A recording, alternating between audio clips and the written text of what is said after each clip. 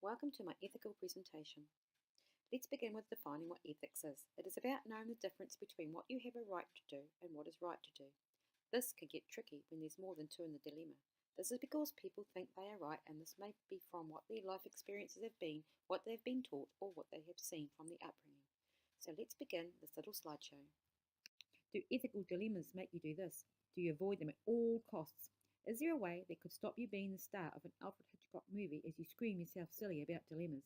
As I have learnt more about what ethical dilemmas are over the first year of my specialist teaching degree, I can now see that it is usually two people feeling that they are right and just have the well-being of the world within their heart.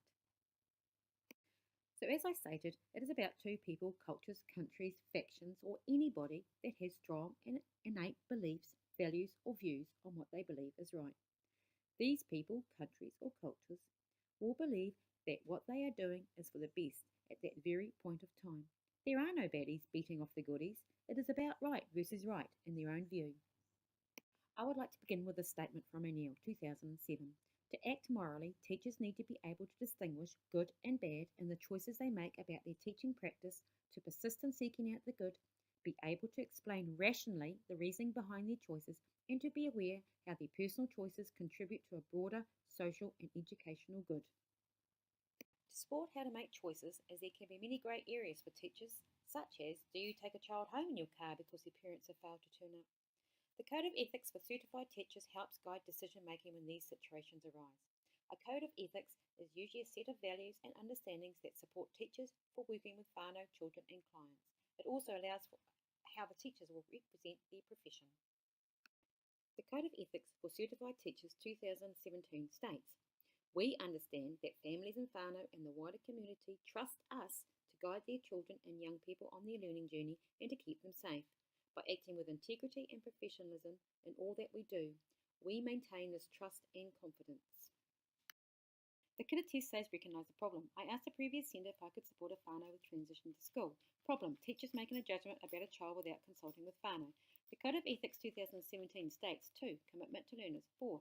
Affirming Māori learners as tangata whenua and supporting their educational aspirations, and 5.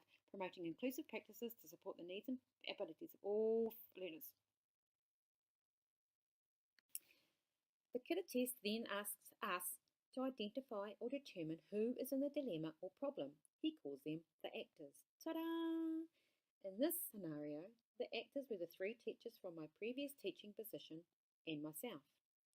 If the whānau and the child had been consulted with, I would have added them in as well. The kidda test then asks us to gather the evidence or relevant facts about the dilemma. In this case, I had the email that had been sent to me.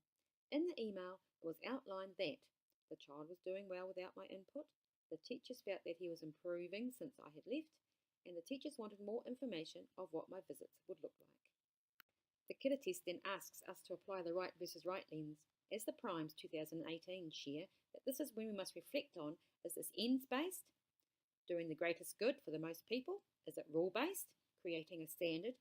And lastly, is it care-based? Do unto others as you want them to do unto you. So for my dilemma, I think I would choose care-based because I feel that my dilemma is about professionals who may seem or feel overprotected of their space, place and children. I felt the same when I used to work in this space. However, the bigger picture was about offering support to the whānau and the child.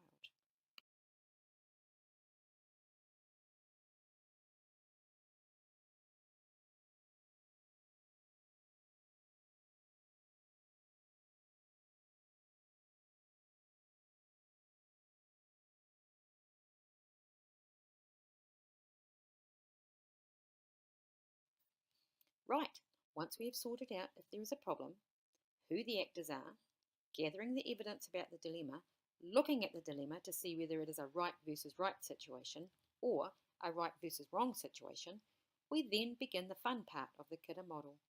We now apply some fun but pertinent tests. Let's take a look. The stench test is rule-based, which focuses on the morals of the situation. Looking at my dilemma, it seemed to me that the teachers were looking at me with suspicion. I suppose it would have been the unknown of why I was coming back into the centre after leaving. It could have also been seeing me not as a teacher, but as an early intervention teacher, and how my role would look with this. front page test is ends-based and is focused on the outcomes, such as, will there be negative fallout if I make this decision? For my dilemma, if I looked at my email I sent back to the teaching team, I would probably not want it all over the newspaper. With fallout, there has been an unsettling of teaching relationships. However, I feel stronger that I shared my opinions. The mum test. This is care-based. If I'd applied the kidder model to my dilemma before shooting from the hip, I may not even have addressed the issue. The good side of my email back to these teachers, I feel, was that I'd used the code of ethics to strengthen my email, along with the theorist Brofenbrenner, discussing the impact that outside decisions made for a child without consultation with a whānau can have a long-term effect for that child. Now what? Now you have worked through the dilemma, and maybe at this point you are either feeling or thinking, I am right, I need to follow this through, it needs to be addressed, and you may have a list of why it needs to be addressed. The Code of Ethics for Teachers will certainly point you in the right direction if you still feel flummoxed. Kidder now asks us to apply the golden rule.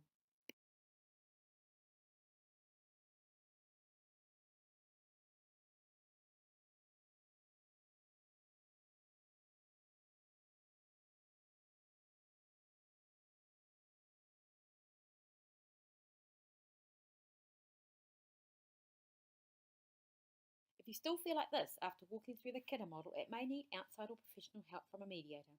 With working through this model, it helps you put your thoughts into order because if you're anything like me, it can become emotional, and this is when friendships, working relationships, and colleagues fall apart.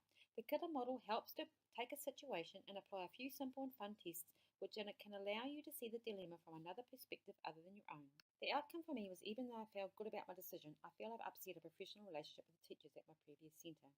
If the parents had been consulted and it was their wish not to have me work with their child, I would have been absolutely fine with the decision. I asked for feedback for my email, and this was what was said. You have just used facts and even backed those facts with the Code of Ethics. From my study last year, I have taken on my feedback from lecturers to add substance to my opinions with theorists and